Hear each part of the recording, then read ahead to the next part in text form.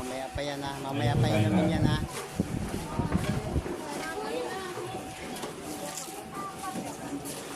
Ito ang katuroang tinanggap ko sa Panginoon at ibinigay ko naman sa inyo. Noong gabing siya'y ipagkanulo, ang Panginoong Diyos ay dumampot ng tinapay.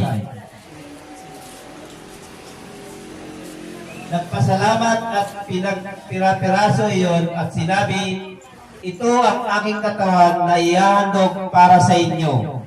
Gawin ninyo itong bilang pag-alala sa akin.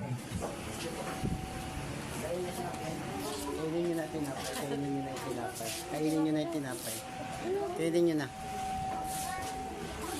Matapos maghapunan, dumampot din siya ng kopa at sinabi, ang kopang ito ay ang bagong tipan ng Diyos na pinagtibay ng aking dugo.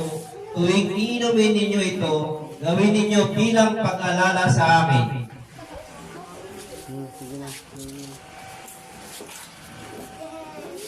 Sapagkat tuwing kakain kayo ng tinapay na ito at iinom sa kopang ito, ipinapahayag ninyo ang kamatayan ng Panginoon hanggang sa kanyang muling pagparito.